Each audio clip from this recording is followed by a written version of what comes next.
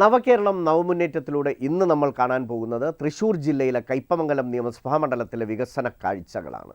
നിരവധി വികസന പ്രവർത്തനങ്ങളാണ് മണ്ഡലത്തിൽ ഇതുവരെ നടത്തിയത്.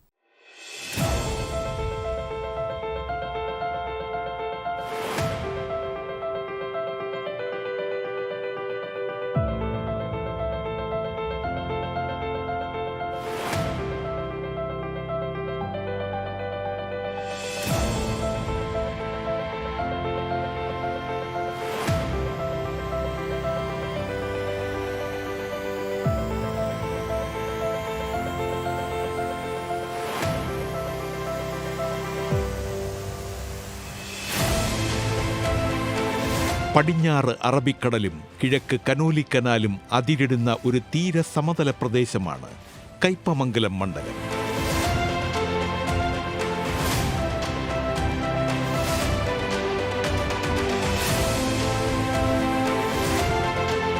കടലും പുഴയും കനോലി കനാലും ഒക്കെ ആയിട്ട് നിൽക്കുന്ന ഏകദേശം ഒരു 17 കിലോമീറ്ററോളം കടൽ തീരമുള്ള പ്രദേശങ്ങളൊന്നാണ്. തൃശൂർ ജില്ലയിലെ കൊടുങ്ങല്ലൂർ താലൂക്കിലെ ഇടവിലങ്ങ്, ഇടത്തുരുത്തി, എറിയാട്, കയ്പമംഗലം, മതിലകം, പെരിഞ്ഞനം, ശ്രീനാരായണപുരം എന്നീ ഗ്രാമപഞ്ചായത്തുകൾ ഉൾപ്പെടുന്നതാണ് കയ്പമംഗലം നിയോജക മണ്ഡലം. CPIയിലെ ET ടൈസൺ മാസ്റ്ററാണ് മണ്ഡലത്തെ പ്രതിനിധീകരിക്കുന്നത്.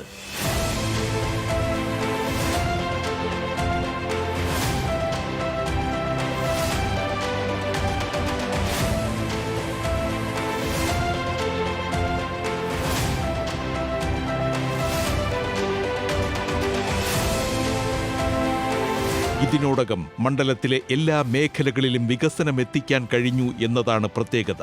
മണ്ഡലത്തിലെ സ്കൂളുകളുടെ നിലവാരം ഉയർത്തി.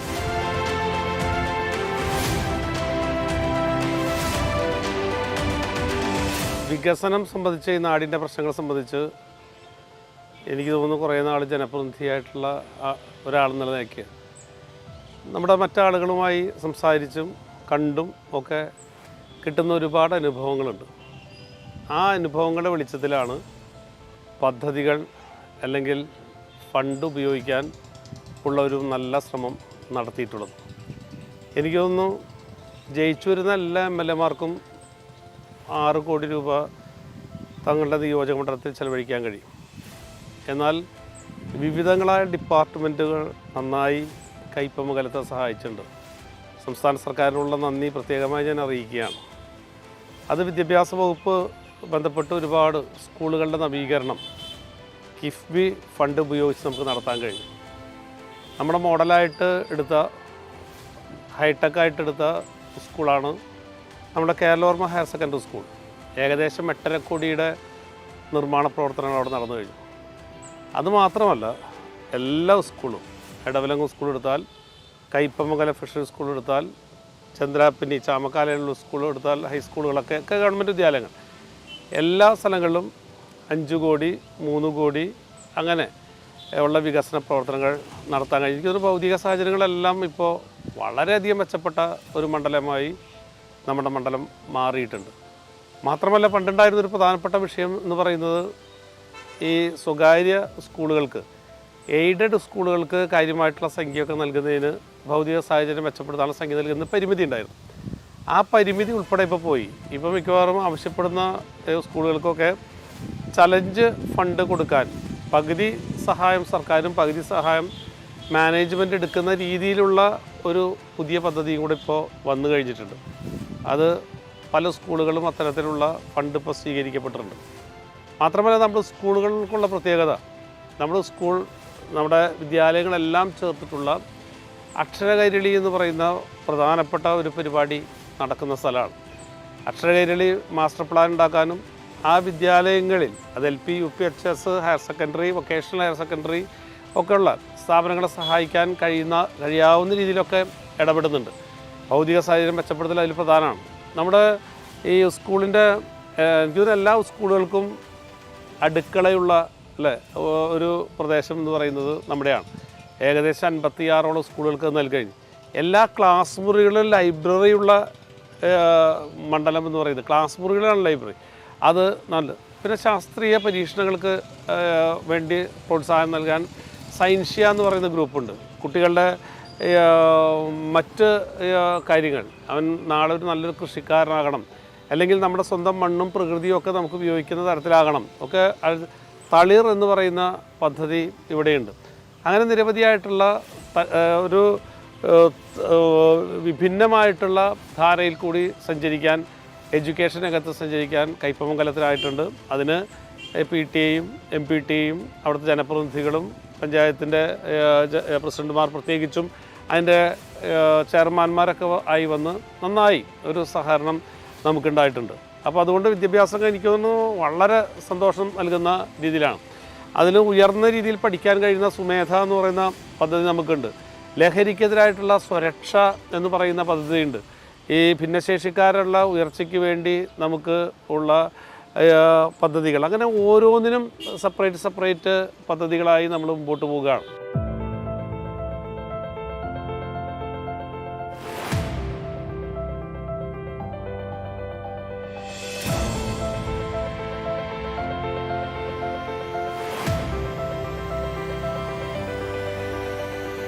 പ്രാദേശിക റോഡുകൾ ഉൾപ്പെടെ മിക്ക റോഡുകളും അന്താരാഷ്ട്ര നിലവാരത്തിലേക്ക് ഉയർത്തി.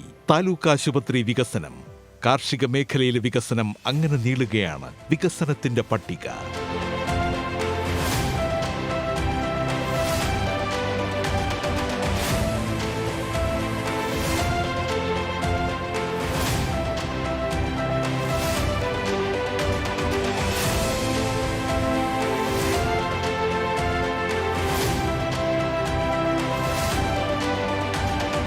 ആരോഗ്യരംഗം എന്ന് പറയുന്നത് പണ്ട് പ്രാഥമികാരോഗ്യ കേന്ദ്രങ്ങളാണ്.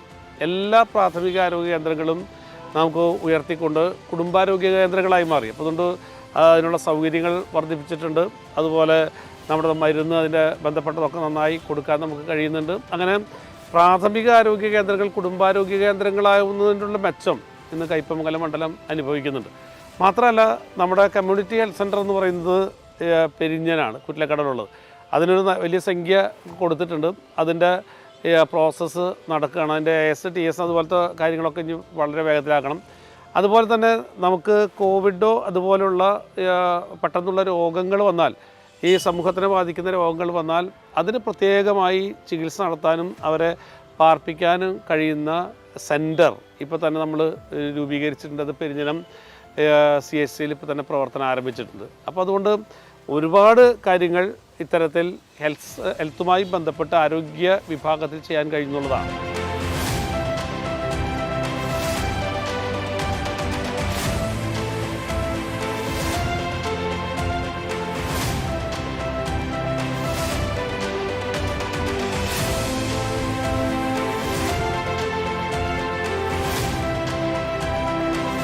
സംസ്ഥാന സർക്കാരിന്റെ നേതൃത്വത്തിൽ വിവിധ മേഖലകളിലെ വികസനത്തിനായി വീണ്ടും തുക വകയിരുത്തിയിട്ടുണ്ട്. നമ്മുടെ നാട്ടിൽ എത്രയോ റോഡുകൾ പുതുതായി, മിക്കവാറും എല്ലാ റോഡുകളും നമുക്ക് PWD റോഡുകൾ പൂർണ്ണമായും നമുക്ക് എടുക്കാൻ കഴിഞ്ഞു. പിന്നെ ജനങ്ങൾ ആവശ്യപ്പെട്ട പല സ്ഥലത്തും റോഡുകളും ചെറിയ കൽവർട്ടുകളും അതുപോലെ ബന്ധപ്പെട്ട കാര്യങ്ങളൊക്കെ ചെയ്യാൻ കഴിഞ്ഞു. അതിലെനിക്ക് സന്തോഷം തോന്നുന്ന കാര്യം, അത് ആവശ്യപ്പെട്ട കേന്ദ്രങ്ങളിൽ കൊടുക്കുക എന്നുള്ളതാണ് നമ്മുടെ ഏറ്റവും പ്രധാനപ്പെട്ട കാര്യം. ഒരു പ്രധാനപ്പെട്ട വർക്ക് വേണമെങ്കിൽ അവിടുത്തെ പഞ്ചായത്തിൻ്റെ ഭരണസമിതി ചർച്ച ചെയ്ത് തീരുമാനിച്ച് റെസല്യൂഷൻ തരുന്ന വർക്ക് തന്നെയാണ് MLA എടുക്കാൻ എപ്പോഴും ശ്രദ്ധിക്കുന്നത്. അതുകൊണ്ട് തന്നെ നമുക്ക് അത് വേണ്ടതാണ്, ജനം കൃത്യമായി ചോദിക്കുന്നതാണെന്നുള്ള അർത്ഥത്തിൽ എനിക്ക് ഉറപ്പുവരുത്താനുള്ളത് നമുക്ക് കഴിഞ്ഞിട്ടുണ്ട്.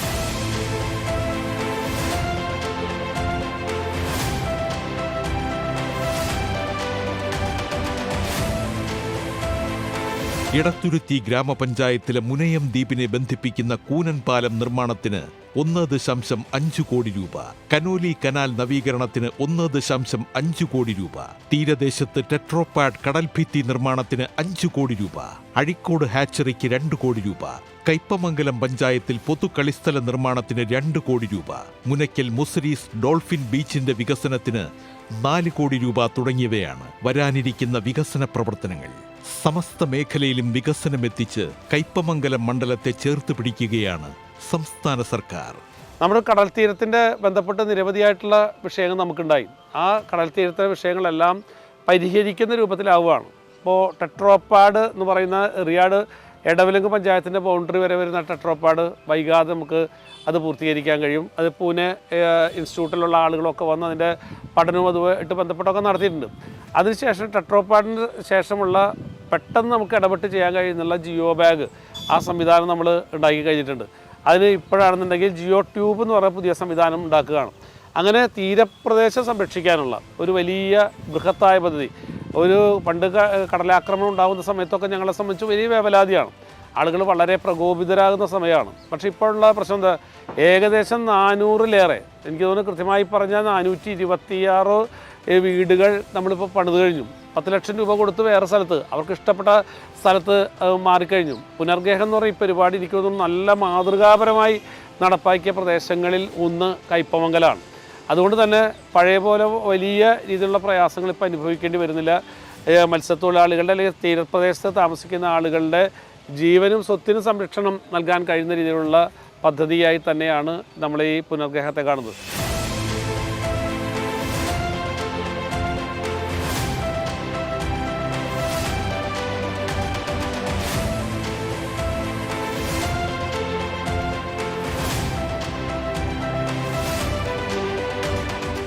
എല്ലാ മേഖലയിലും വികസനം എത്തിച്ച് കയ്പമംഗലം മണ്ഡലത്തെ ചേർത്ത് പിടിക്കുകയാണ് സംസ്ഥാന സർക്കാർ.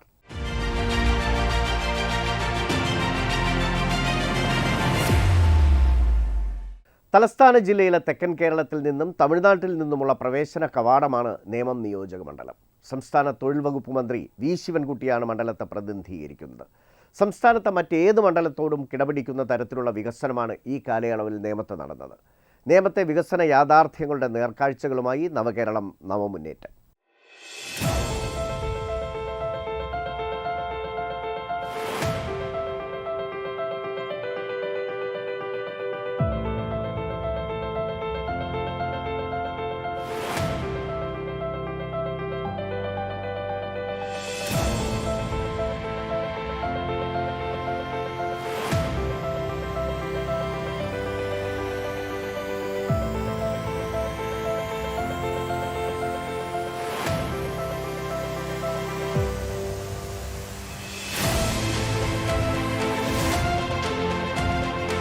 വികസന മാതൃകയിൽ അടിസ്ഥാന വികസനത്തിലും ആരോഗ്യമേഖലയിലും വിദ്യാഭ്യാസ മേഖലയിലും കേരളത്തിലെ ഏത് മണ്ഡലത്തിനോടും കിടപിടിക്കുന്ന നേട്ടങ്ങൾ ഇക്കാലയളവിൽ നേമം മണ്ഡലത്തിന് സ്വന്തമാക്കാൻ കഴിഞ്ഞു.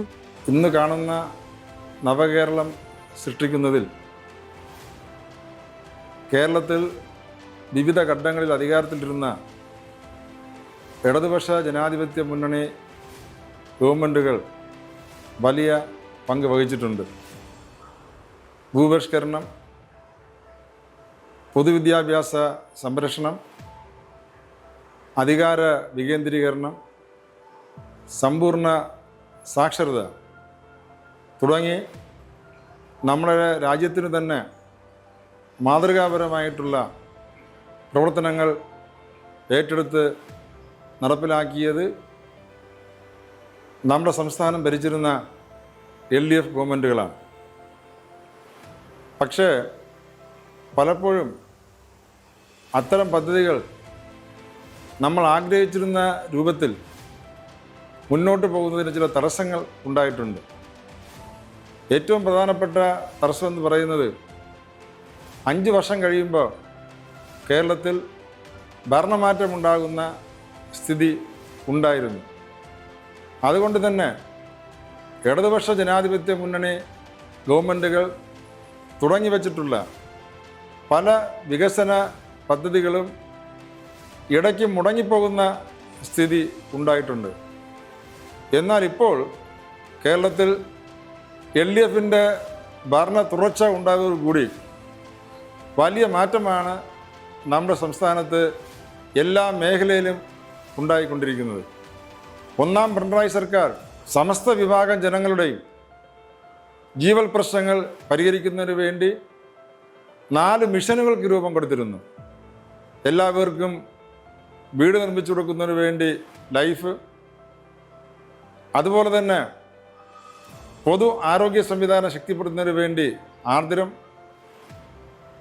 പൊതുവിദ്യാഭ്യാസത്തെ ശക്തിപ്പെടുത്തുന്നതിന് വേണ്ടി പൊതുവിദ്യാഭ്യാസ സംരക്ഷണ യജ്ഞം, നമ്മുടെ സംസ്ഥാനത്തെ മാലിന്യവിമുക്തമാക്കുന്നതിന് വേണ്ടി ഹരിത കേരള മിഷൻ എന്നിങ്ങനെ 4 മിഷനുകൾക്ക് LDF ഗവൺമെൻറ് രൂപം കൊടുത്തിരുന്നു. അതിൻ്റെ തുടർച്ചയായി രണ്ടാം പിണറായി സർക്കാർ ഈ 4 മിഷനുകളെയും ഏകോപിപ്പിച്ചുകൊണ്ട് നവകേരള മിഷൻ രൂപീകരിച്ചുകൊണ്ട് നമ്മുടെ സംസ്ഥാനത്ത് ഒരു വിജ്ഞാന സമൂഹമാക്കി മാറ്റുന്നതിന് വേണ്ടിയിട്ടുള്ള പ്രവർത്തനങ്ങളുമായി മുന്നോട്ട് പോയിക്കൊണ്ടിരിക്കുകയാണ്. വിജ്ഞാന സമൂഹമാക്കി മാറ്റുക എന്ന് പറഞ്ഞാൽ അതുവഴി ഗവൺമെൻറ് ഉദ്ദേശിക്കുന്നത് ലോകത്താകെ ഉള്ള വികസിച്ചു വരുന്ന സാങ്കേതിക വിദ്യയെ സംബന്ധിച്ചുള്ള എല്ലാ അറിവുകളുമുള്ള ഒരു സമൂഹമാക്കി കേരളീയ സമൂഹത്തെ മാറ്റിക്കൊണ്ട് ഒരു പുതിയ കേരളം സൃഷ്ടിക്കുക എന്ന ലക്ഷ്യമായിട്ടാണ് ഇടതുപക്ഷ ജനാധിപത്യ മുന്നണി ഗവൺമെൻറ് മുന്നോട്ട് പോയിക്കൊണ്ടിരിക്കുന്നത്. അതിനാവശ്യമായിട്ടുള്ള പശ്ചാത്തല സൗകര്യ വികസനം ഉറപ്പാക്കുന്നതിന് വേണ്ടിയിട്ടാണ് കിഫ്ബിക്ക് രൂപം കൊടുത്തത്.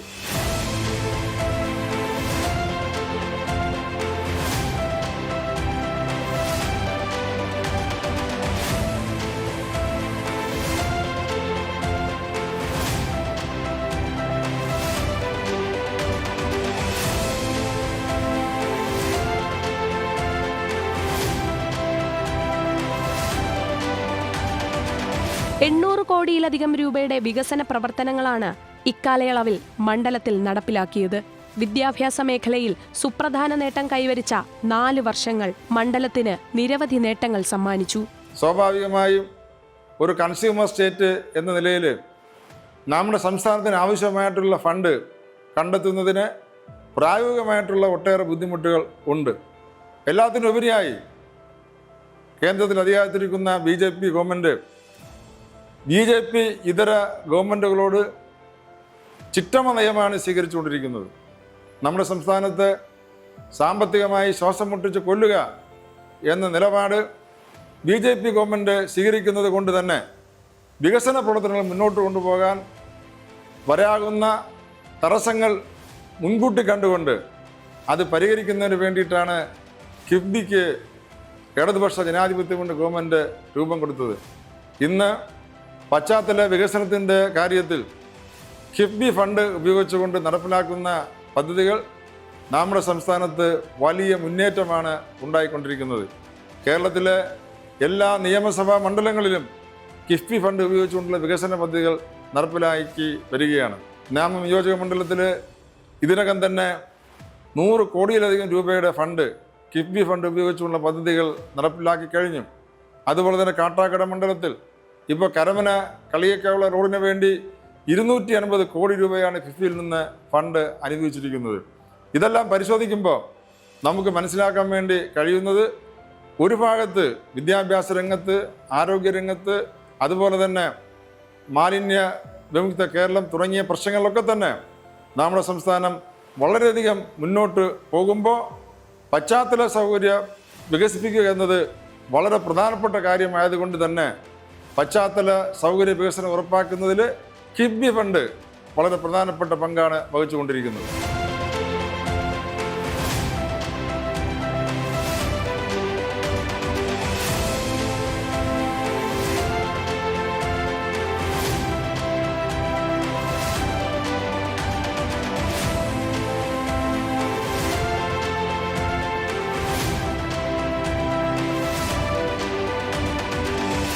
മണ്ഡലത്തിൽ 17 സ്കൂളുകളിൽ 1 കോടി രൂപ മുതൽ 15 കോടി രൂപ വരെ അടിസ്ഥാന സൗകര്യ വികസനത്തിന് മുതൽ മുടക്കിയിട്ടുണ്ട്.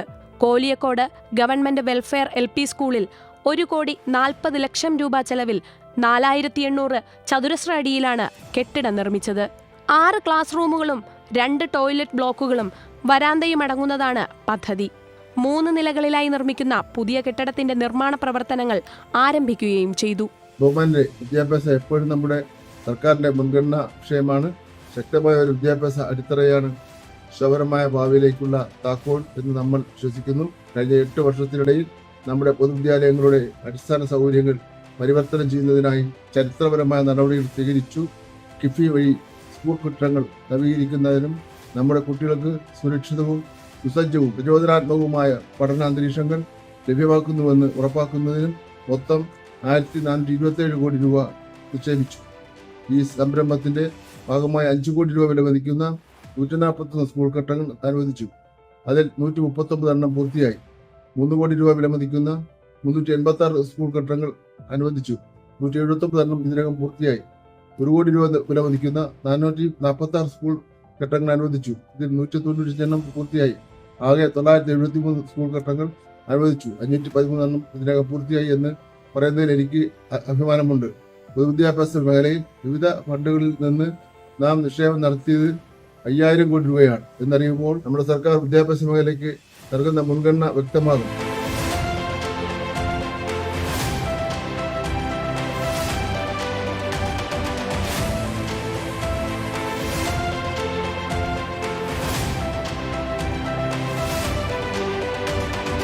കഴിഞ്ഞ സംസ്ഥാന ബഡ്ജറ്റിൽ നേമത്തിന് 17 കോടി 40 ലക്ഷം രൂപയാണ് അനുവദിച്ചത്. പാപ്പനംകോട് മുട്ടാർത്തോട് പുനരുദ്ധാരണത്തിന് 3 കോടി 50 ലക്ഷം രൂപയും അനുവദിച്ചു. മധുപാലം ബണ്ട് പാർശ്വഭിത്തി നിർമ്മാണത്തിന് 2 കോടിയും ആറ്റുകാൽ ബണ്ട് റോഡ് നിർമ്മാണത്തിന് 2 കോടിയും അനുവദിച്ചു. കരമന വാർഡിലെ തോപ്പിൻകടവ് പുനർനിർമ്മാണത്തിനായി 1.5 കോടി രൂപ അനുവദിച്ചു. ആയിരവല്ലി ക്ഷേത്രത്തിന് സമീപം തിരുവല്ലം, മുടവൻമുകൾ എന്നിവിടങ്ങളിൽ പാർശ്വഭിത്തി കെട്ടുവാൻ 2 കോടി രൂപ അനുവദിച്ച് നിർമ്മാണ പ്രവർത്തനങ്ങൾ ആരംഭിച്ചു. ചാലയിൽ പ്രവർത്തിക്കുന്ന സർക്കാർ ITIയിലേക്ക് ഉപകരണങ്ങൾക്കായി 2 കോടി രൂപയും അനുവദിച്ചു. പാങ്ങോട് വിവേകാനന്ദ നഗർ മുതൽ കട്ടയ്ക്കൽ ചാടിയറ റോഡിനായി കരസേനയിൽ നിന്ന് സ്ഥലം വാങ്ങുന്നതിനായി 3 കോടി 40 ലക്ഷം രൂപയും അനുവദിച്ചു. നേമം നിയോജക മണ്ഡലത്തിൽ മണക്കാട് ചിറമുക്ക് കാലട് റോഡിന് വേണ്ടി 75 കോടി രൂപ കിഫ്ബി ഫണ്ട് അനുവദിച്ചിട്ടുണ്ട്. ആരോഗ്യ മേഖലയിൽ നെയ്യാറ്റിങ്കര ആശുപത്രിയുടെ വികസനത്തിന് വേണ്ടി കിഫ്ബി ഫണ്ട് ഉപയോഗിച്ചിട്ടുണ്ട്.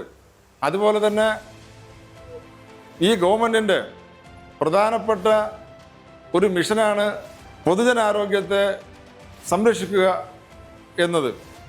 അതിനു വേണ്ടിയിട്ട് ഗവൺമെൻറ് നടപ്പിലാക്കുന്ന പദ്ധതിയാണ് ആർദ്രം. ആർദ്രം പദ്ധതിയുടെ ഭാഗമായി നമ്മുടെ സംസ്ഥാനത്തെ എല്ലാ സർക്കാർ ആശുപത്രികളുടെയും പ്രാഥമിക സൗകര്യങ്ങൾ മെച്ചപ്പെടുന്നതിനും വികസന പദ്ധതികൾ നടപ്പിലാക്കുന്നതിനും കൂടുതൽ മെച്ചപ്പെട്ട സൗകര്യം ചികിത്സ തേടി ഗവൺമെൻറ് ആശുപത്രിയിലെത്തുന്ന രോഗികൾക്ക് ലഭിക്കുന്നതിന് വേണ്ടിയിട്ട് ആവശ്യമായിട്ടുള്ള പദ്ധതികൾ കിഫ്ബി ഫണ്ട് ഉപയോഗിച്ചുകൊണ്ട് ഗവൺമെൻറ് നടപ്പിലാക്കി വരികയാണ്.